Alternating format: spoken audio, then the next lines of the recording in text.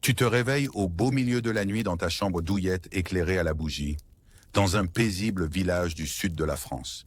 Mais quelque chose cloche. Tu es pleinement conscient, les yeux grands ouverts fixant le plafond en bois. Mais ton corps ne bouge pas.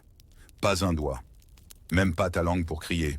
Tu ressens un poids écrasant sur la poitrine, comme si quelqu'un était assis sur toi. Mais il n'y a personne. Puis viennent les sons, des murmures graves dans une langue inconnue, une planche du sol qui grince alors que tu es seul chez toi, et une ombre qui bouge du coin de l'œil. Tu essaies de bouger, rien. La panique monte, ta respiration devient courte, ton cœur bat comme un tambour de guerre. Et juste au moment où tu crois que c'est fini, le poids disparaît. Tu te redresses d'un coup, en sueur, le cœur battant la chamade, mais en vie. Était-ce un fantôme, un cauchemar, ou simplement ton cerveau qui fait des siennes? Bienvenue dans le phénomène terrifiant et étrangement courant, appelé paralysie du sommeil. Tu as déjà vécu quelque chose comme ça? Raconte-nous dans les commentaires. Tu n'es peut-être pas seul. Alors, c'est quoi exactement la paralysie du sommeil? Décortiquons ça, sans le charabia médical en latin. La paralysie du sommeil, c'est ce moment charmant où ton cerveau se réveille et dit « Allez, c'est parti pour une nouvelle journée ». Mais ton corps répond « Encore en pause, désolé ». En gros, ton esprit est bien réveillé, mais tes muscles sont encore en mode dodo. Et c'est là que la fête commence. Tu ne peux pas bouger, tu ne peux pas crier. Et comme ton cerveau déteste ne pas comprendre, il comble les vides avec de la créativité. Voilà des ombres inquiétantes, une pression sur la poitrine, des chuchotements flippants. Rien de tout ça n'est réel, mais va expliquer ça à quelqu'un qui pense qu'un démon lui joue du piano sur les poumons. Ce phénomène dure quelques secondes à quelques minutes, mais ça ressemble à un film d'horreur version longue. C'est terrifiant, fascinant et étonnamment fréquent. Donc non, tu n'es pas hanté. Tu es juste une victime de la biologie qui déraille. Encore. Et t'inquiète pas, ce n'est que le début.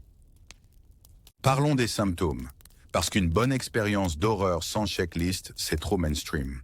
D'abord, la pression sur la poitrine. Pas le genre romantique, non. Le genre « j'ai un cheval assis sur moi ». Ensuite, la sensation d'étouffement.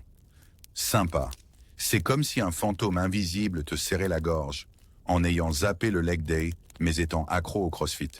Et bien sûr, l'incontournable silhouette sombre, plantée dans un coin de ta chambre, sans payer de loyer. Juste là, à faire flipper. Certains vénards ont même droit à des effets sonores, des voix qui chuchotent, des pas, ou un bourdonnement étrange, comme si ton cerveau captait une station de radio hantée. D'autres ont la sensation d'être traînés hors du lit par une entité invisible. Et il y en a qui flottent carrément hors de leur corps, comme des fantômes à bas prix. Tout ça, évidemment, en étant totalement paralysé. Félicitations, tu viens de débloquer le DLC complet du cauchemar. Mais pas de panique, tu es toujours normal. Tu vis juste l'édition deluxe du cerveau humain qui bug. Bon, il est temps pour un petit rebondissement. Savais-tu que la paralysie du sommeil peut arriver non seulement la nuit, mais aussi pendant une sieste en pleine journée? Eh oui, le mal ne prend pas de pause déjeuner. Que ce soit à 3 heures du matin sous une pleine lune ou à 15 heures un dimanche mou, ton cerveau peut décider « Tiens, et si on ruinait cette sieste ?» Certaines personnes affirment même que les épisodes diurnes sont pires, sûrement parce que le cerveau se dit « Hé, c'est la journée, il n'y a rien de flippant qui devrait arriver !» Et là, bam, des ombres à midi. Mécaniquement, c'est pareil, un bug entre ton esprit réveillé et ton corps endormi. Mais psychologiquement, la paralysie en plein jour, c'est juste mal poli, comme être hanté alors que le soleil brille et que les oiseaux chantent. Donc si tu pensais que les siestes étaient des zones sûres, surprise, la paralysie du sommeil n'a clairement pas de notion d'horaire de bureau. Tu devrais peut-être repenser cette sieste sur le canapé. Voici la question à 1 million d'euros.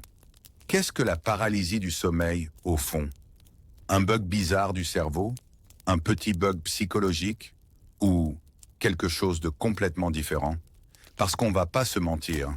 Quand tu es allongé, figé, avec une ombre qui grogne dans un coin de la pièce, ça ne ressemble pas à de la science. Ça ressemble à un film d'horreur pour lequel tu n'as jamais passé de casting. Certains disent que c'est un rêve qui a mal tourné. D'autres affirment que c'est ton âme coincée entre deux dimensions. Et bien sûr, il y a toujours ce pote qui jure que sa grand-mère a vu un fantôme chevauchant une chèvre noire pendant une paralysie du sommeil. En réalité, personne n'a toutes les réponses. Pas encore. Et c'est justement ça qui rend le sujet si passionnant. Dans les prochains chapitres, on plongera à la fois dans la science et le surnaturel, entre scepticisme et spiritualité. Parce que la paralysie du sommeil ne hante pas que tes nuits, elle hante aussi la frontière entre logique et croyance. Prêt? Allons explorer les ombres ensemble. Bienvenue dans la rupture la plus gênante de tous les temps. Ton cerveau et ton corps arrêtent de se parler. Pendant la paralysie du sommeil, le cerveau se réveille et dit « Debout, c'est l'heure ». Mais le corps appuie sur snooze et continue de dormir comme un ado en crise. Cette désynchronisation bizarre se produit parce que le cerveau quitte l'état de sommeil trop tôt, tandis que les muscles sont encore verrouillés par ce qu'on appelle l'atonie du sommeil paradoxal, un terme chic pour dire que ton corps est temporairement paralysé pour éviter de donner des coups de karaté à ton oreiller en plein rêve. Résultat, tu es parfaitement réveillé, coincé dans un corps immobile, avec ton cerveau qui panique. Où est la sortie? Pourquoi j'entends des chuchotements? C'est un démon là, mais rassure-toi, ce n'est pas une possession, juste la biologie qui traîne à faire la mise à jour. C'est comme allumer ton ordi et découvrir que la souris fonctionne, mais que l'écran est figé. Un bug classique. Et comme tous les bugs, ça passe, sauf si ton cerveau décide de jouer la carte frisson. Faisons un détour par le pays des rêves. Plus précisément, la phase REM. REM signifie mouvement oculaire rapide, ce qui sonne comme un film d'action. Mais c'est juste le moment où tes yeux bougent dans tous les sens pendant que tu rêves à fond. Pendant le sommeil REM, ton cerveau fait la fête, en train de rêver de moutons volants, d'ex gênants ou de combats de zombies avec une baguette. Pour éviter que tu ne joues tes rêves en vrai et que tu donnes un coup de pied circulaire à ta bibliothèque, ton corps active un mécanisme de sécurité, la paralysie temporaire. Oui, c'est intégré. Le seul souci? Parfois, ton cerveau quitte la boîte de nuit des rêves avant que le corps n'appuie sur le bouton « décongélation ». Et voilà, paralysie du sommeil. Tu es réveillé, mais encore bloqué en mode « ne pas bouger ». Imagine le REM comme une rave privée dans ton cerveau. La plupart du temps, le videur, ton système nerveux, sait qu'enfermer. Mais parfois, la fête continue et tu restes là, figé d'horreur, incapable de danser ou de partir. Tu veux une voie rapide vers la paralysie du sommeil? Facile, mélange du stress, du manque de sommeil et une pincée d'angoisse existentielle. En fait, si ta vie ressemble actuellement à un final de saison sans budget avec trop de rebondissements, félicitations, tu es la cible idéale. Quand tu es surmené, ton cerveau n'a pas le temps de redémarrer correctement la nuit. Au lieu de jolis cycles de sommeil, tu obtiens un chaos cérébral, comme un DJ bourré qui zappe les morceaux. Ajoute de l'anxiété et des horaires de sommeil irréguliers, et voilà. Bienvenue au pays de la paralysie du sommeil. Population, toi. Les scientifiques ont découvert qu'un manque de sommeil chronique et des troubles de l'humeur comme l'anxiété ou la dépression augmentent les risques. Imagine ton cerveau agitant un petit drapeau blanc en criant « Est-ce que je peux avoir une sieste qui ne ressemble pas à un court-métrage d'horreur ?» S'il vous plaît, mais pas de panique. On va bientôt parler des moyens d'éviter cette playlist cauchemardesque. D'abord, voyons comment ta position préférée pour dormir pourrait te trahir. Tu dors sur le dos comme une momie royale et tu te demandes « Pourquoi je me réveille toujours dans un film d'horreur ?» Eh bien, parlons-en. Dormir sur le dos peut paraître classe, mais c'est essentiellement une invitation ouverte pour que la paralysie du sommeil vienne s'incruster dans ta soirée REM. Quand tu es allongé sur le dos, la gravité fait son œuvre. Ta langue et ta gorge reculent, ta respiration devient plus superficielle et ton corps reste bien immobile. Ce combo parfait pousse ton cerveau à se dire « Est-ce qu'on est en train de mourir ?» Et boum, bonjour les ombres. Des études montrent que les personnes qui dorment sur le dos sont plus susceptibles de vivre une paralysie du sommeil que celles qui dorment sur le côté. Il est peut-être temps d'abandonner la pose de vampire et d'adopter la position fétale. Ou au moins de dormir comme un raton laveur fatigué, sur le côté, un peu recroquevillé, rêvant de snacks plutôt que de démons. Abordons la grande question qui surgit en plein moment de panique. La paralysie du sommeil peut-elle me tuer? Réponse courte, non. Réponse longue, toujours non, mais elle peut clairement te faire sentir comme la star d'un film d'horreur maison. L'incapacité de bouger, la pression sur la poitrine, les silhouettes sombres, oui, c'est terrifiant. Mais mortel? Absolument pas. Vois ça comme une farce psychologique de ton cerveau pendant qu'il essaie de redémarrer. Ta respiration peut sembler faible, mais elle fonctionne. Ton cœur peut battre comme lors d'un final de Formule 1, mais c'est juste l'adrénaline qui fait son show. Le vrai danger n'est pas physique, il est mental. La panique, la peur et l'incompréhension peuvent laisser des traces émotionnelles. Mais une fois que tu comprends la science, c'est un peu moins possédé par un esprit ancien et un peu plus « mon cerveau a besoin d'une mise à jour ». La connaissance, c'est le pouvoir, surtout quand elle t'aide à dormir sans penser qu'un fantôme victorien avec des problèmes d'engagement t'observe depuis le coin de la pièce. Bien avant que la paralysie du sommeil ait un nom sophistiqué ou une explication scientifique, les Vietnamiens l'appelaient déjà Ma Ge, ce qui signifie littéralement « fantôme qui appuie ». Selon le folklore, ce n'était pas une histoire de neurones en panique. Non, monsieur, c'étaient des esprits vengeurs, des âmes perdues ou des fantômes farceurs qui s'asseyaient directement sur ta poitrine. Peu importe si tu étais fermier, érudit, ou juste un gars qui avait oublié de brûler de l'encens pour le nouvel an lunaire, si tu avais le Majay, c'est que quelque chose de l'au-delà avait un compte à régler. Certains pensaient qu'un fantôme revenait régler des affaires non terminées. D'autres croyaient que c'était une âme errante cherchant un corps pour squatter la nuit, genre Airbnb, mais très mal noté. Et évidemment, il y avait toujours un ancien du quartier, prêt à accuser le vieil arbre derrière la maison. La science n'était pas encore là, mais la peur, elle, était bien réelle. Et quand tu es paralysé avec une silhouette sombre sur ta poitrine, honnêtement, fantôme semble être une explication plutôt convaincante. L'Europe a aussi son monstre VIP dans le club de la paralysie du sommeil, la célèbre sorcière nocturne. Non, ce n'est pas ta tante grincheuse. Selon le folklore européen vieux de plusieurs siècles, la sorcière nocturne est une vieille sorcière terrifiante qui se faufile dans les chambres la nuit et, surprise, s'assoit sur ta poitrine. Pas pour te border, mais pour voler ton souffle, comme si elle collectionnait les âmes périmées pour le fun. Les descriptions varient, mais elle est souvent représentée comme une vieille femme aux cheveux en bataille, à la peau ridée et au visage digne d'un film d'horreur. Et elle ne marche pas, elle glisse. Parce que marcher, c'est pour les amateurs. Et elle hante les rêves depuis le Moyen-Âge. On pensait que la voir signifiait que tu avais fait quelque chose de mal, ou que tu avais simplement oublié de dire tes prières du soir. Dans tous les cas, se réveiller avec elle sur la poitrine suffisait à donner envie aux plus valeureux chevaliers de dormir en armure complète. Oublie la science. Quand une sorcière flottante vise tes poumons comme un buffet, la logique fait sa valise et s'enfuit. Au Japon, la paralysie du sommeil n'a pas juste un nom. Elle a tout un passé rempli de malédictions, de démons et de vengeance. On l'appelle Kanashibari, ce qui se traduit grosso modo par lié dans le métal, car c'est exactement ce que tu ressens. Mais ce n'est pas juste une métaphore poétique.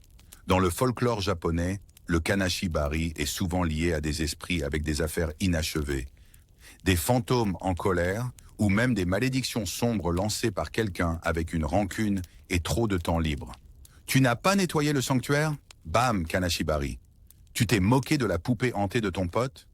Kanashibari édition de luxe, avec murmure bonus. Certains disent que c'est l'âme qui tente de quitter le corps, d'autres pensent que c'est un esprit qui entre. Dans tous les cas, l'expérience suffit à te faire dormir avec un œil ouvert et un cercle de sel autour de ton futon. Même si le Japon moderne reconnaît l'explication scientifique, la peur culturelle est bien vivante. Parce que si ta grand-mère te dit de ne pas dormir près du placard, écoute-la, vraiment. Dans de nombreuses cultures africaines, la paralysie du sommeil n'est pas juste un bug du cerveau, c'est une vraie guerre spirituelle. Selon la tradition, cela se produit lorsque des esprits malveillants ou des forces ancestrales décident de faire un petit tour sur ton corps pendant que tu dors, littéralement. Certains pensent que ces esprits s'assoient ou même chevauchent ta poitrine, comme si tu étais un Uber de minuit. D'autres y voient une punition, peut-être pour avoir brisé un tabou, manquer de respect aux ancêtres ou juste passer devant un arbre maudit sans dire bonjour. Dans certaines régions, c'est aussi vu comme une attaque spirituelle lancée par des gens jaloux, utilisant la sorcellerie, du drama cosmique version de luxe. C'est pourquoi les rituels de protection, les gris-gris et les purifications spirituelles sont très répandus pour s'en protéger. La science occidentale appelle ça atonie musculaire liée au sommeil paradoxal. Mais au village, c'est plutôt « parle aux fantômes de mamie avant de dormir » ou « prépare-toi à te faire plaquer par l'invisible ». Avant que la science n'essaie d'expliquer la paralysie du sommeil avec des neurones et des cycles RM, les civilisations anciennes avaient déjà leurs propres explications flippantes. Et franchement, leur version était bien plus théâtrale. Les Mayas pensaient que c'était l'œuvre d'un esprit venu la nuit pour te transmettre un message, ou une punition selon ton karma. Dans la Chine ancienne, on croyait que des fantômes errants ou des esprits farceurs s'amusaient un peu trop sur ta poitrine. Les rituels taoïstes incluaient des cloches, des talismans et des incantations bruyantes pour les chasser. Apparemment, même les fantômes détestent le bruit. Ces cultures n'avaient pas de EG, mais elles avaient de l'encens, des dragons et des histoires transmises de génération en génération qui disaient « Si tu sens une pression sur la poitrine la nuit, allume une bougie, prie tes ancêtres et dors avec un œil ouvert. » Qu'il s'agisse d'un message divin ou d'une farce spirituelle, une chose était sûre, personne ne restait zen face à la paralysie du sommeil. Et franchement, on les comprend. Voici le moment où on passe de bizarre à « tiens-moi mon eau bénite ». Beaucoup de personnes ayant vécu la paralysie du sommeil rapportent des expériences étrangement similaires à des expériences de mort imminente. Imagine, tu es paralysé dans ton lit, tu sens soudain que tu flottes, tu t'élèves doucement, puis bam! Tu te regardes toi-même d'en haut comme un fantôme stagiaire perdu le premier jour. Certains disent ne se voir depuis le plafond, d'autres traversent les murs comme des esprits à mi-temps. On dit souvent que c'est paisible, jusqu'à ce qu'on se dise « Pourquoi je plane près du ventilateur ?» Les scientifiques parlent de dysfonctionnement dans la perception spatiale ou de dissociation du sommeil paradoxal. Mais soyons honnêtes, on dirait vraiment que ton âme est partie faire une balade nocturne. Que ce soit un aperçu de l'au-delà ou ton cerveau qui joue à Doctor Strange, c'est l'un des aspects les plus flippants et surréalistes de la paralysie du sommeil. Et si jamais tu flottes hors de ton corps, essaie de ne pas paniquer, sauf si tu vois une lumière. Dans ce cas, demande s'il y a un billet retour. Parlons des invités VIP de toutes les histoires de paralysie du sommeil. Les gens de l'ombre. Oui, ces silhouettes vagues et sans visage qui adorent traîner silencieusement dans un coin de ta chambre, comme des figurants non payés dans un film d'horreur. Tu es paralysé, incapable de bouger un orteil, et là ils sont grands, immobiles, et toujours mystérieusement rétroéclairés pour un effet ultra flippant. Pas d'yeux, pas de bouche, juste une menace floue et bien dérangeante. Certains disent qu'ils se sentaient observés, d'autres jurent que les ombres se rapprochaient à chaque clignement d'œil. Il y a même une blague qui dit que ces ombres ont une meilleure assiduité que tes ex. La science explique ça comme un tour de ton cerveau, une tentative de donner du sens à la confusion sensorielle. Mais soyons honnêtes, quand tu te réveilles et qu'une silhouette humanoïde te regarde depuis le tiroir à chaussettes, juste un tour de l'esprit ne suffit pas vraiment. Fantômes, démons ou imagination survoltée, une chose est sûre, les gens de l'ombre font de très mauvais colocataires. Et maintenant, on entre dans le vrai film d'horreur. Sensation d'étouffement, jambes tirées et cette délicieuse impression d'être arraché du lit par quelque chose d'invisible. Sympa, non? On ne pense pas. De nombreux survivants de la paralysie du sommeil décrivent exactement cela. Une pression sur la gorge, comme une main invisible essayant de les faire taire. Ou encore la sensation soudaine que quelqu'un attrape leurs chevilles et les tire vers le bout du lit, comme si la peur d'enfance des monstres sous le lit avait enfin décroché le poste de nuit. Certains disent même avoir eu l'impression d'être traînés à mi-chemin vers l'au-delà avant de revenir brusquement à la réalité. Souffle dramatique. La science, encore une fois, parle de signaux moteurs déréglés et d'hallucinations liées au sommeil. Mais essaie de dire ça à quelqu'un qui vient de se battre contre un démon de MMA invisible à 3 heures du matin. Pas étonnant que de nombreuses cultures y voient une possession, ou au minimum une très mauvaise blague d'un fantôme malpoli. Dans tous les cas, être tiré hors du lit ne figurera jamais dans les meilleures expériences de ta vie. Comme si la paralysie du sommeil n'était pas déjà assez flippante, certaines personnes affirment qu'elle vient avec des effets sonores bonus et des œufs de Pâques paranormaux. Imagine-toi allongé, paralysé dans ton lit, et entendre des coups violents à ta porte, pour découvrir qu'il n'y a absolument personne.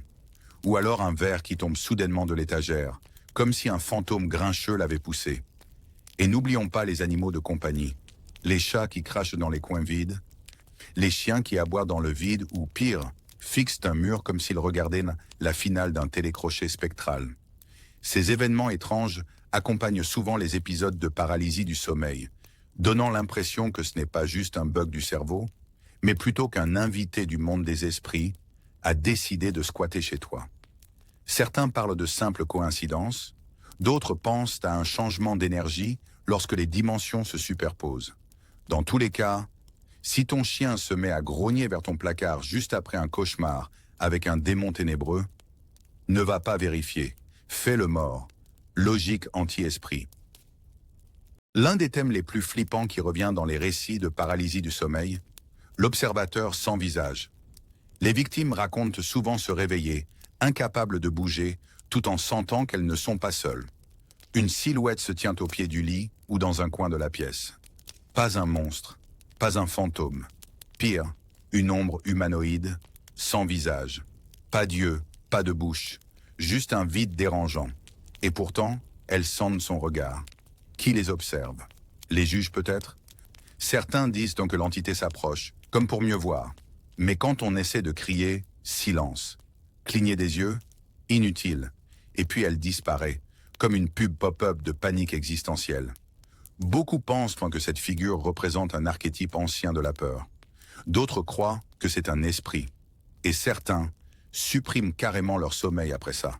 Donc la prochaine fois que tu te réveilles, en te sentant observé, regarde dans le coin. Ou pas. Peut-être que l'ignorance est un luxe. Surtout quand ton stalker n'a ni visage ni pitié. Alors, qui est le plus susceptible de devenir la vedette de son propre film d'horreur nocturne, intitulé « Paralysie du sommeil, le retour ». Eh bien, si tu manques de sommeil, es stressé, ou si ton rythme de sommeil ressemble à une toile de Jackson Pollock. Félicitations, tu es la cible parfaite.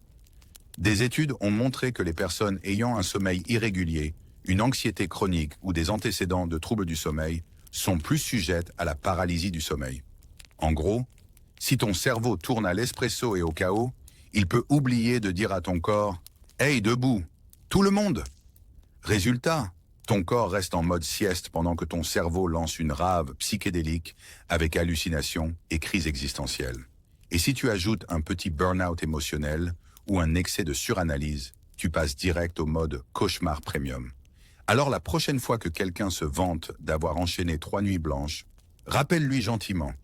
Il est à 1 semaine sans sommeil de recevoir la visite de l'homme de l'ombre. Dors bien. Sinon, la paralysie du sommeil récurrente est-elle un signal médical sérieux ou juste ton cerveau qui te joue des blagues en boucle? Il s'avère que si ça t'arrive plus souvent que ta playlist préférée, cela pourrait indiquer un trouble du sommeil sous-jacent. Insomnie chronique, narcolepsie ou cycle REM perturbé sont des suspects habituels. Quand la qualité de ton sommeil est aussi fiable qu'une météo médiévale, ton cerveau commence à buguer.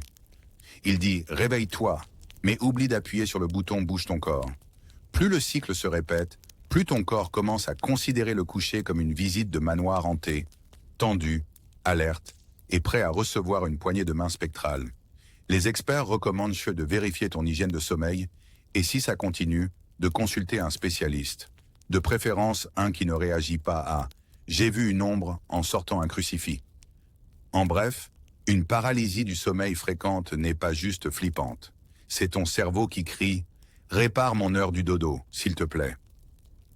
Parlons du duo émotionnel explosif, le TSPT et la dépression. Parce que visiblement, ils organisent aussi les pires soirées pyjama. Les études montrent que les personnes souffrant de stress post-traumatique ou de dépression chronique sont plus susceptibles de vivre des paralysies du sommeil. Pourquoi? Leurs cerveaux sont comme des agents de sécurité hyper vigilants, ayant bu trop d'espresso, toujours sur le qui-vive, jamais totalement détendu. Cette vigilance constante perturbe le sommeil paradoxal, provoquant des réveils brusques où le cerveau est réveillé, mais le corps est toujours en mode veille. Et quelle meilleure façon d'ajouter du piquant à un épisode dépressif que de se réveiller et de voir une ombre sans visage te fixer depuis le coin? Un pur bonheur. Pour ceux qui luttent déjà contre des traumatismes émotionnels, la paralysie du sommeil peut ressembler à une suite cruelle signée par l'univers. Morale de l'histoire. Si toi ou quelqu'un que tu aimes vit des terreurs nocturnes fréquentes en plus de troubles mentaux, il est peut-être temps de consulter un professionnel, pas juste ton chat. À moins que ton chat soit aussi thérapeute agréé. Dans ce cas, chapeau. Tu es allongé là, paralysé, et soudain tu vois quelque chose. Peut-être une silhouette dans l'embrasure de la porte, ou une ombre planant près de ta poitrine, ou ta grand-mère, sauf qu'elle est morte depuis 10 ans. Bienvenue dans les hallucinations fantomatiques, la façon zélée de ton cerveau de dire « Oups, j'ai paniqué ». Pendant la paralysie du sommeil, ton esprit tente désespérément d'expliquer le décalage terrifiant entre un réveil mental et une immobilité physique. Du coup, il appuie sur le bouton horreur et diffuse tes pires cauchemars en HD. Le coupable? La jonction temporopariétale, une région du cerveau responsable de la perception corporelle et de la conscience spatiale, devient un peu trop créative quand elle est déboussolée. Le résultat? Des silhouettes fantomatiques, des murmures, des mains glacées, des yeux lumineux. Tout y passe. Mais bon, au moins ton imagination est au top, non? Alors la prochaine fois que tu es persuadé d'avoir vu un démon grimper au plafond, sache que c'était juste ton cerveau qui organisait une soirée pyjama hantée, avec toi en invité d'honneur malgré toi. Tout commence par un épisode de paralysie du sommeil. Pas de quoi s'inquiéter, non? Mais ensuite, ça recommence. Et encore. Bientôt, tu vérifies ta chambre 3 fois chaque soir, tu évites le fromage comme s'il était maudit, et tu envisages sérieusement d'engager un exorciste nommé Greg. Pour certaines personnes, la paralysie du sommeil ne fait pas que passer. Elle s'installe, déballe ses valises fantomatiques et hante ta santé mentale. Avec le temps, la peur de s'endormir devient un vrai problème. Tu redoutes l'heure du coucher plus que les lundis matins. Cette peur chronique peut évoluer en insomnie, en anxiété, voire en véritable phobie du sommeil. C'est un cercle vicieux. Un mauvais sommeil augmente les paralysies qui te font craindre le sommeil, ce qui empire encore ton sommeil. La solution?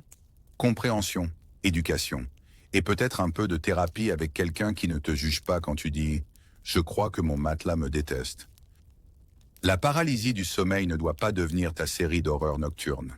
Avec le bon accompagnement, tu peux virer la peur et enfin dormir paisiblement, avec ou sans Greg. Tu es en train de t'endormir paisiblement, rêvant de pizza ou de gagner à la loterie, quand soudain, boum, ton cœur s'emballe, tu as l'impression de tomber dans un trou noir et tes oreilles sifflent comme si une bouilloire bouillait dans ton cerveau. Bienvenue au signe avant-coureur de la paralysie du sommeil. Pense-y comme à une alarme corporelle terriblement dramatique. Ces sensations, battements de cœur rapides, sensations de chute, bourdonnement, ne sont pas le signe d'un matelas hanté, mais d'un cycle de sommeil qui déraille. Certains ressentent même un bourdonnement étrange ou un poids soudain sur la poitrine, comme si un chat invisible décidait de faire une sieste là. L'astuce, c'est de ne pas paniquer. Reconnaître ces signes te donne un petit moment pour te préparer mentalement. Super, voilà encore le démon nocturne. Classique. L'humour aide, la pleine conscience aussi. Et peut-être, juste peut-être, tu traverseras ça sans te lancer hors du lit comme un écureuil paniqué en pyjama. Tu es paralysé dans ton lit, incapable de bouger, incapable de crier, et tu as l'impression qu'un fantôme médiéval vient de s'asseoir sur tes poumons. Bienvenue dans la paralysie du sommeil, quand ton cerveau est bien réveillé, mais que ton corps a appuyé sur le bouton snooze. Ne panique pas, sérieusement. C'est la règle numéro 1. Plus tu paniques, plus ça dure. À la place, concentre toute ta volonté restante sur une mission noble. Bouger ton petit orteil. Oui, pas tout le bras, ni la tête. Juste un petit doigt ou orteil. Ce micro-mouvement envoie un signal au corps. « Hé, on est encore vivant ici en bas !» Et à partir de là, le système redémarre lentement. C'est comme redémarrer un vieil ordinateur avec un trombone. Des milliers de survivants jurent de par cette astuce. Et non, tu n'as pas besoin d'un talisman magique ni d'une incantation en latin. Alors la prochaine fois que tu es coincé entre le sommeil et le cri, canalise ton Jedi intérieur et laisse ton orteil faire le boulot. Parlons position de sommeil. Car oui, la façon dont tu t'effondres dans ton lit le soir pourrait bien déterminer si tu vas rêver paisiblement ou recevoir la visite du fantôme de la paralysie du sommeil. Spoiler, dormir sur le dos, c'est comme envoyer une invitation manuscrite à Monsieur Démon de l'ombre en personne. Des études et des survivants traumatisés ont montré que les personnes dormant sur le dos sont plus susceptibles de vivre une paralysie du sommeil. Pourquoi ? Quelque chose à propos de la pression des voies respiratoires, des cycles REM et probablement de l'univers qui fait sa diva. Que faire ? Facile. Dors sur le côté. Choisis ta pose préférée. Boule fétale, demi-sphinx ou le bon vieux câlin à l'oreiller. Et attention à ton oreiller. Trop haut, tu t'abîmes la nuque. Trop bas, tu ronfles comme un klaxon de brume et invoques des démons du sommeil juste par vengeance. Un oreiller de fermeté moyenne qui aligne ta tête avec ta colonne vertébrale. Voilà le vrai héros. Dors malin, dors de côté, et peut-être, juste peut-être, tu éviteras d'être écrasé par un fantôme rancunier. Tu veux arrêter de recevoir la visite du fantôme écrase-poitrine, TM? Parlons d'un sujet ennuyeux mais crucial, l'hygiène du sommeil. Non, il ne s'agit pas seulement de prendre une douche avant d'aller au lit, même si, par pitié, fais-le aussi. On parle ici de bonnes habitudes pour que ton cycle de sommeil fonctionne comme une montre suisse. Première règle, va te coucher à la même heure chaque soir. Oui, même le week-end. Deuxième, abandonne ton téléphone. Ta tablette ou tout écran lumineux au moins 30 minutes avant de dormir, sauf si ta berceuse préférée, c'est faire défiler des histoires flippantes sur Reddit. Troisième, ne mange pas comme un chevalier médiéval juste avant d'aller au lit. Ce plateau de fromage géant, garde-le pour le déjeuner. Et enfin, limite la caféine. Ce petit espresso de 21 heures pourrait bien être la raison pour laquelle un démon de l'ombre t'écrase la poitrine à 3 heures du mat. Crée une routine du soir, traite ton cerveau comme un chiot fatigué et il cessera peut-être d'aboyer sur des fantômes invisibles pendant ton sommeil. Parfois, ton pire ennemi n'est pas la silhouette sombre dans ta chambre, c'est ton cerveau stressé et surmené. Entre alors en scène la méditation, les exercices de respiration et le yoga. Non, tu n'as pas besoin de devenir un moine en lévitation ou de chanter en sanskrit à 3 heures du matin. 10 petites minutes à rester immobile, respirer comme un lama zen et éviter de faire défiler Reddit en mode panique, c'est déjà un exploit. La méditation aide ton esprit à ne pas courir après toutes les peurs absurdes de la nuit. La respiration profonde ralentit ton rythme cardiaque, apaise ton système nerveux et te rend moins attirant pour les démons du sommeil.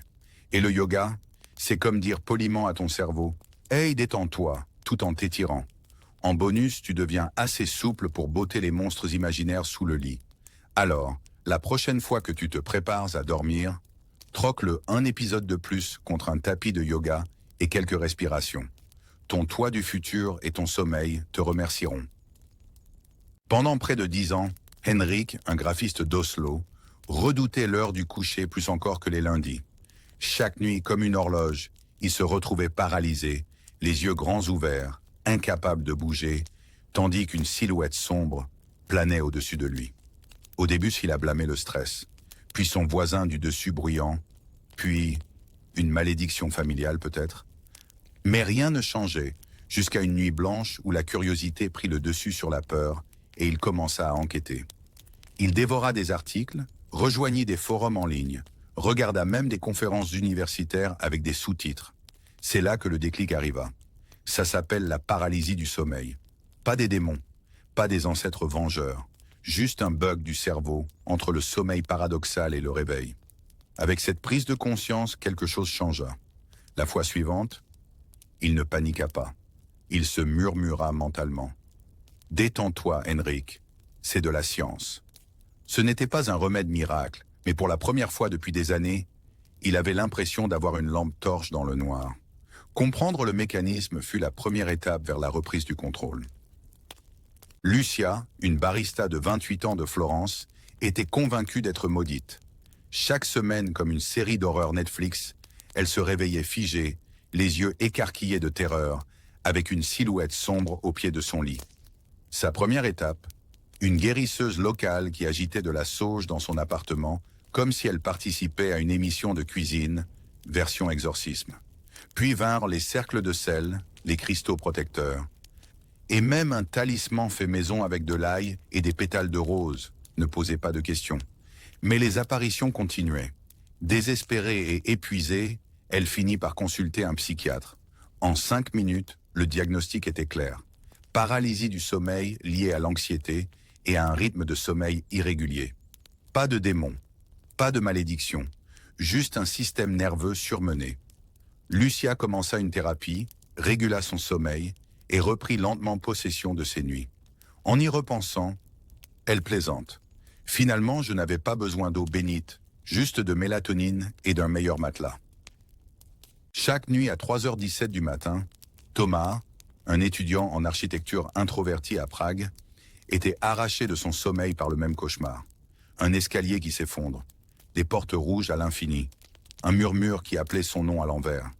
Et juste au moment d'atteindre la dernière porte, bam, il se réveillait, paralysé, en sueur, convaincu d'être coincé entre deux mondes. Ce n'était plus seulement de la paralysie du sommeil, c'était un rêve récurrent avec accès VIP à son subconscient. Sceptique mais désespéré, Thomas entama une thérapie des rêves. Sa thérapeute, une femme calme qui portait trop d'écharpes, l'encouragea à dessiner le rêve, à le cartographier, à l'affronter. Peu à peu, Thomas comprit que le monde onirique reflétait ses angoisses réelles. Délai, peur de l'échec, deuil non résolu. Avec le temps, le cauchemar perdit de sa morsure. Les portes étaient toujours là, mais il savait désormais ce qu'il y avait derrière, et il n'en avait plus peur. Son verdict? Finalement, le monstre, c'était juste moi, avant mon café. Voici Clara et Lucas, deux vétérans de la paralysie du sommeil aux approches complètement opposées. Clara, prof de yoga de 28 ans à Vienne, jurait par les cristaux, l'encens et les incantations nocturnes à la lune. Lucas, 31 ans, ingénieur logiciel à Berlin, a opté pour le mode science intégrale, suivi EEG du sommeil, thérapie cognitivo-comportementale et 5 applis de sommeil. Ils se sont rencontrés par hasard sur un fil Reddit intitulé « Je viens de frapper un démon dans mon rêve ». De là, ils sont devenus amis, partageant expériences, conseils pratiques et même sur les démons du sommeil. Ce qui les a surpris, malgré des chemins radicalement différents, spirituels versus scientifiques, le résultat était le même. Compréhension, guérison et beaucoup moins de réveils terrifiants à 3h du matin. Le plus important, selon Clara, ce n'était pas d'allumer une bougie ou d'enregistrer ton cycle REM. C'était le sentiment que quelqu'un t'écoutait vraiment. Lucas hocha la tête et ajouta « Et avoir quelqu'un à qui écrire quand ton lit devient un trampoline hanté, ça aide clairement. » À un moment donné, Marc, un barista de 30 ans vivant à Bruxelles, avait abandonné. Après des années de paralysie du sommeil, il avait accepté que 3h du matin serait à jamais l'heure du démon. Mais un soir, en faisant du doom-scrolling sur des forums de sommeil, il tomba sur une suggestion bizarre. « Essaye de tenir un journal de sommeil. Oh, et apprends à faire des rêves lucides. » Sceptique mais désespéré, Marc commença à documenter ses nuits. L'heure du coucher, ce qu'il avait mangé, le nombre de cafés expresso, souvent trop, et quelle terreur nocturne était venue lui rendre visite. Il entraîna aussi son esprit à reconnaître des signes de rêve, comme des baguettes volantes ou des horloges à l'envers. Petit à petit, les choses changèrent. Plus il prenait conscience, moins la paralysie avait de pouvoir. Une nuit, au lieu de geler de peur, Marc cria mentalement « Pas ce soir, démon !» Et ça a marché. La paralysie n'a pas disparu d'un coup, mais sa peur, elle, oui. Avec chaque page de son journal, il reprenait un peu de paix. Aujourd'hui, il en rit autour d'un latte, rappelant à ses amis « Même tes cauchemars peuvent être gérés, évite juste les 5 expressos à minuit. » Alors, qu'est-ce que c'est vraiment la paralysie du sommeil? Une simple panne cérébrale, un hoquet psychologique ou, selon certains, une porte vers une autre dimension où des créatures de l'ombre font des extras comme coach du sommeil? La vérité, c'est que cela dépend de la personne à qui vous posez la question. Demandez à un neuroscientifique, il dira que c'est le sommeil paradoxal qui déraille. Demandez à tante Helga, elle vous dira que c'est votre âme écrasée par des lutins de la nuit. Le phénomène est assis maladroitement à l'intersection entre la science et la spiritualité, comme quelqu'un en blouse de labo et tenant un bâton de sauge. Ce qui complique les choses, c'est que l'expérience est réelle. La terreur, la pression sur la poitrine, les murmures, les murmures. Alors chacun cherche un sens à sa façon. Pour certains, comprendre le cerveau suffit. Pour d'autres, l'encens et les mantras sont essentiels pour dormir paisiblement. Au final, qu'il s'agisse de courts-circuits neuronaux ou de forces mystiques, la vraie réponse ne réside pas dans ce qui est vrai, mais dans ce qui vous aide à affronter cela à nouveau.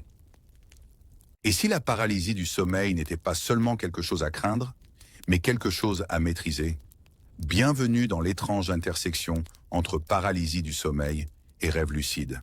Les rêveurs lucides s'entraînent à réaliser qu'ils rêvent et à prendre le contrôle, comme voler au-dessus de Paris en pyjama ou discuter avec Einstein dans un café. Maintenant, imaginez appliquer ça à la paralysie du sommeil. Au lieu de paniquer, certaines âmes courageuses et légèrement dérangées s'entraînent à rester calmes pendant la paralysie, transformant l'expérience en rampe de lancement vers l'exploration des rêves. Ils utilisent des techniques comme les tests de réalité, les journaux de rêve et même la définition d'intention avant de se coucher. Oui, c'est comme se préparer pour une sortie spatiale mentale. Bien sûr, tout le monde n'a pas envie de chevaucher un cochon démoniaque dans un volcan de rêve. Mais pour certains, l'idée de transformer la peur en aventure est trop séduisante. Est-ce dangereux? Eh bien, seulement si votre vous rêvé oublie de mettre un pantalon pour aller au travail. Mais, si on ne peut pas toujours éviter l'étrangeté, peut-être qu'on peut apprendre à la surfer. Que se passe-t-il lorsque les rêves semblent plus réels que la réalité? Certaines personnes, pendant la paralysie du sommeil ou des rêves intenses, se demandent si elles ont entrevu une autre dimension, ou simplement leur propre subconscient déguisé en acteur de théâtre. Imaginez vous réveiller dans votre lit, mais tout est légèrement décalé. L'horloge tourne à l'envers, votre chat parle français, et la gravité s'est offert une pause café. Ces expériences ultra-réalistes nous laissent souvent perplexes. Où finit la réalité et où commence l'imagination? L'esprit nous joue-t-il des tours ou sommes-nous en contact avec quelque chose de plus profond, comme une chasse aux œufs existentiels? Les scientifiques appellent cela des hallucinations hypnagogiques. Les spirituels parlent de voyage de l'âme. Votre tante, elle, blâmera sûrement Mercure rétrograde. Peu importe l'explication, ces moments sont puissants. Ils floutent la frontière entre ce que nous pensons être réel et ce qui pourrait se cacher juste en dessous. Donc la prochaine fois que votre grille-pain vous donne des conseils de vie dans un rêve, écoutez ou notez-le pour votre psy. La paralysie du sommeil, c'est comme un miroir qui reflète tes peurs, croyances et souvenirs intérieurs. Mais avec un éclairage dramatique et une bande-son digne d'un film d'horreur de série Z. Si tu paniques, ton cerveau t'envoie une ombre démoniaque qui fait de la danse contemporaine sur ta poitrine.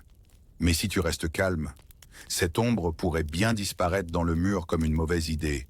Il s'avère que plus tu as peur, plus les hallucinations deviennent intenses et grotesques. Ton subconscient a visiblement un talent pour la mise en scène de films d'horreur. Mais le twist, c'est que rester calme ne veut pas dire nier l'existence du monstre, ça veut dire comprendre que tu es le réalisateur de ce spectacle angoissant. Certains apprennent même à parler à leurs démons du sommeil. Pas ce soir, Greg, j'ai une réunion à 9 heures. Et étrangement, ça fonctionne. Plus tu acceptes l'expérience au lieu de la combattre, plus elle disparaît vite. Donc la prochaine fois que tu es figé dans ton lit avec une ombre menaçante au-dessus, prends une grande inspiration et hausse mentalement les épaules. Tu n'es pas faible. Tu joues juste le rôle principal dans ton propre thriller psychologique nocturne, avec popcorn en option. Et nous y voilà, au bout de notre tour de montagne russe à travers le monde étrange de la paralysie du sommeil. Après toutes les ombres, les démons et les invités oniriques non sollicités, la vérité est qu'il n'y a pas une vérité. Pour certains, c'est juste un bug cérébral. Pour d'autres, un éveil spirituel ou une visite maudite du fantôme de leur grande-tante. La science hausse les épaules et dit « on étudie encore ». La spiritualité hoche la tête et murmure « on l'a toujours su ». Mais entre ces extrêmes, il y a toi. Ce que toi tu choisis de croire est ce qui compte le plus. Vas-tu allumer de l'encens et réciter des mantras, écrire dans ton journal et respirer profondément, ou simplement murmurer « pas ce soir, homme de l'ombre » et te retourner? Aucune réponse n'est mauvaise, sauf peut-être faire comme si ça n'existait pas alors que tu es clairement cloué au lit par un linebacker métaphysique. La clé n'est pas de bannir l'expérience, mais de cohabiter avec, de la comprendre, et pourquoi pas d'en rire. Parce que si tu es arrivé jusque-là, félicitations. Tu as survécu au mash-up flippant entre science et sorcellerie qu'est la paralysie du sommeil. Souviens-toi, que ce soit un bug du REM ou un portail vers un autre monde, c'est toi qui choisis l'histoire à croire. Et c'est là, mon ami, que réside le vrai pouvoir. Tu croyais que la paralysie du sommeil était juste ce truc flippant que tu traverses seul, dans le noir, les mains moites et la crise existentielle en prime? Eh bien, Hollywood s'est dit, et si on empirait ça, mais sur grand écran avec du son surround? Bienvenue dans des films d'horreur comme Mare, The Nightmare ou Veronica, où la paralysie du sommeil devient le personnage principal, et toi, le spectateur traumatisé. Ces films ne se contentent pas de s'inspirer d'expériences réelles, ils les poussent à 200%. Figure d'ombre, check. Hurler sans un bruit, check. Ce bourdonnement chelou qui donne l'impression que ton âme passe au micro-ondes, double check. Ce qui rend ces films si efficaces, ce ne sont pas que les jumpscares, c'est le fait que des millions de spectateurs chuchotent « Attends, j'ai déjà ressenti ça ». En transformant un trouble du sommeil en horreur cinématographique, les réalisateurs activent l'une des peurs les plus profondes et universelles, perdre le contrôle. Alors la prochaine fois que tu regardes une scène où quelqu'un est cloué au lit, les yeux écarquillés, le corps figé, pendant qu'un démon rampe au plafond, félicitations, tu ne regardes pas juste un film, tu regardes une version très dramatisée, avec popcorn, de ton propre traumatisme nocturne. Tu t'assois pour jouer à un jeu d'horreur en te disant « ça ne peut pas être si pire ». 5 minutes plus tard, ton personnage est cloué au lit, les yeux écarquillés, des ombres se rapprochent, et toi, tu ne peux rien faire. Bienvenue dans le génie tordu des jeux d'horreur sur la paralysie du sommeil. Des titres comme Neverending Nightmare ou Among the Sleep ne se contentent pas de te faire sursauter. Ils t'immergent directement dans l'impuissance terrifiante de la paralysie. Au lieu de fuir les monstres, tu ne peux pas fuir. Tu restes allongé là, manette à la main, en criant intérieurement pendant que ton avatar halète et fixe le néant. Ces jeux ne simulent pas seulement la peur, mais aussi la frustration. Chaque instinct hurle « bouge », mais non, le jeu et ton cerveau répondent « bonne chance, champion ». Le résultat, un cauchemar numérique plus stressant qu'un examen final pour lequel tu n'as pas révisé. Et pourtant, les gens continuent d'y jouer, car apparemment, rien ne dit fun comme se faire démolir mentalement par sa console. Tu fais défiler Reddit une nuit sans sommeil et tu tombes sur Air No Sleep. Un clic, puis un autre. Soudain, tu as lu 27 histoires, convaincu que ton couloir est hanté et légèrement méfiant envers ton propre reflet. Bienvenue dans le monde du creepypasta, où la paralysie du sommeil n'est pas juste une condition médicale, c'est le twist final. Ces histoires d'horreur virales, souvent commencées par « cela m'est arrivé la nuit dernière », mélange juste assez de science réelle avec du pur carburant cauchemardesque. Elles mettent en scène des silhouettes à l'extrémité du lit, des murmures de bouche invisibles et, bien sûr, le classique. Yeux ouverts, corps figé, quelque chose observe. Est-ce que c'est vrai? Probablement pas. Mais ton cerveau s'en fiche à 3 heures du matin quand le vent fait craquer la fenêtre. Voilà la magie. La paralysie du sommeil devient le décor parfait de l'horreur. C'est relatable, plausible et suffisamment flou pour que tu googlises « Ma chambre est-elle hantée ou est-ce juste du stress ?» Spoiler, les deux. Juste au moment où tu pensais que TikTok se résumait à des défis de danse et des recettes de pâtes, voilà qu'arrive The Sure Sleep Paralysis Stock. Imagine, une lumière tamisée, une musique de violon angoissante et un narrateur Gen Z qui chuchote « Je me suis réveillé, je ne pouvais pas bouger, et puis je l'ai vu ». Ce qui suit est une reconstitution cinématographique d'un épisode de paralysie du sommeil, avec maquillage d'horreur, jeu d'acteurs dramatiques et sous-titres du genre POV. L'homme de l'ombre revient encore. Ces monologues d'horreur en format mini mélangent témoignages réels et sens théâtral, transformant la terreur nocturne en divertissement viral. Le public, moitié terrifié, moitié en train de commenter « pareil ». C'est flippant, c'est relatable, et ça finit avec 2 millions de vues et un sponsoring de gommis à la mélatonine. La génération TikTok a transformé la peur d'être cloué au lit en un genre à part entière. Moitié docu, moitié histoire de fantômes, moitié influence marketing. Que cela aide les gens à s'en remettre ou que ce soit juste une tendance de plus, une chose est sûre, même tes cauchemars sont désormais du contenu. Alors pourquoi la paralysie du sommeil nous fascine-t-elle autant? Simple, c'est la tempête parfaite entre l'horreur et l'identification personnelle. Il ne s'agit pas de zombies ou de malédictions anciennes, mais de vous, seul dans votre lit, paralysé, et peut-être observé par un démon dans le coin. C'est une terreur intime, du genre dont on ne peut pas fuir, littéralement. C'est pourquoi les films, les jeux, TikTok et les creepypastas l'adorent. Ça touche à quelque chose de personnel. Tout le monde connaît ce moment étrange entre le sommeil et l'éveil, mais ajoutez une silhouette effrayante, et voilà, combustible à cauchemar immédiat. Et ce n'est pas juste effrayant, c'est partageable.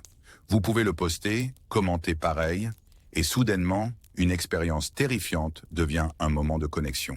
C'est l'histoire d'horreur qui ne nécessite pas de maison hantée, juste un matelas et un peu de malchance. Et comme c'est si universel, cela brouille la frontière entre science et surnaturel. Le bug REM d'une personne et la visite démoniaque d'une autre. Et honnêtement, cette ambiguïté fait partie du plaisir. La peur est bien meilleure quand on peut en rire. Juste après avoir vérifié l'armoire. 2 fois.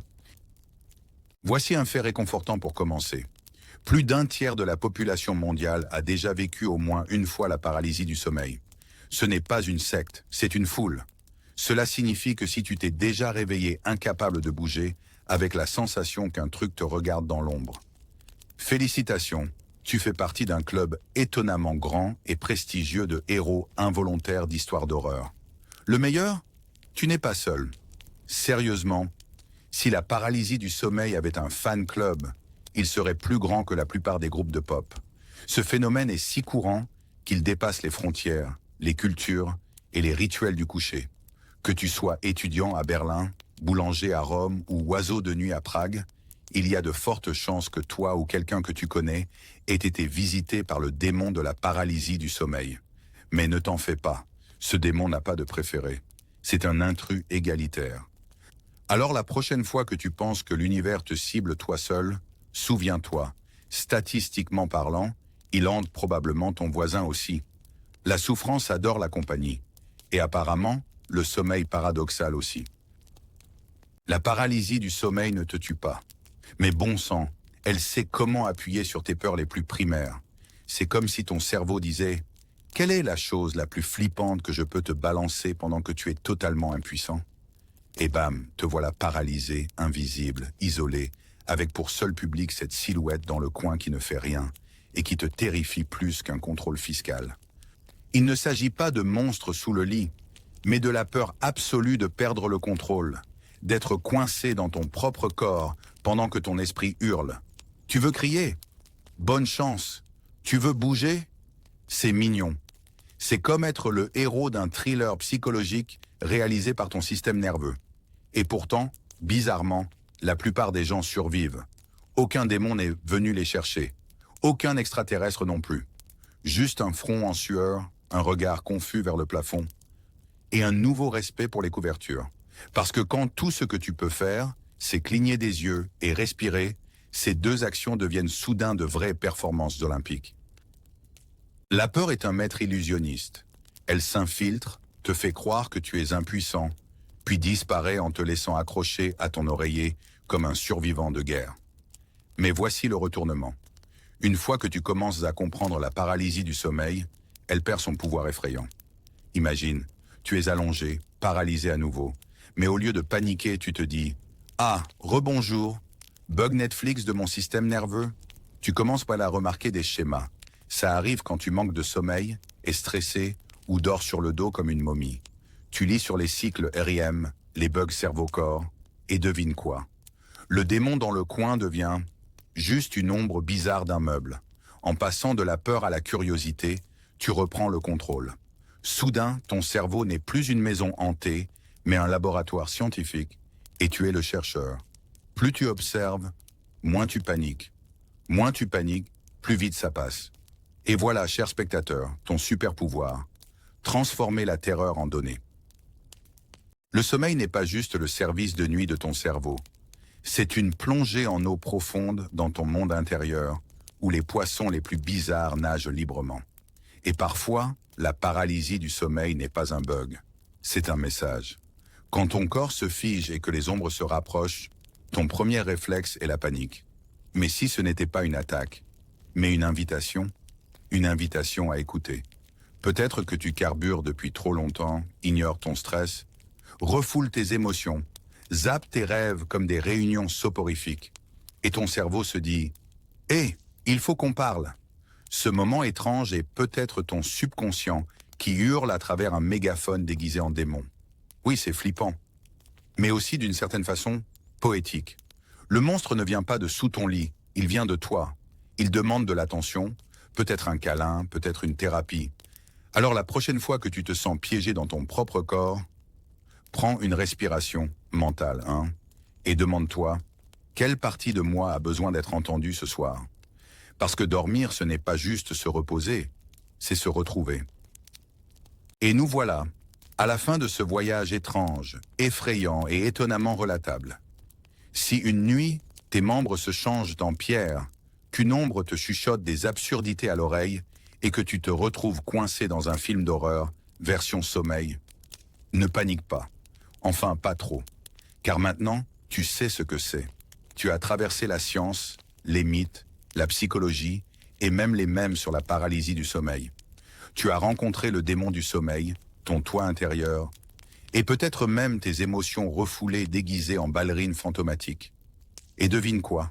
Tu as survécu. Ce moment de terreur n'est plus un mystère. C'est un rappel que ton esprit est puissant, un brin théâtral, et adore les farces nocturnes. Alors la prochaine fois que ça revient, prends une grande inspiration mentale, souris dans ta tête et dis « Ah, mon vieil ami, parlons un peu ». Parce que tu n'es pas seul, tu es armé de compréhension, d'une touche d'humour et d'une communauté de guerriers du sommeil qui ont tous été paralysés, paniqués et en sont ressortis plus forts. Ce n'est pas la fin, juste l'heure d'éteindre la lumière, pour l'instant. Dors bien, rêveur courageux.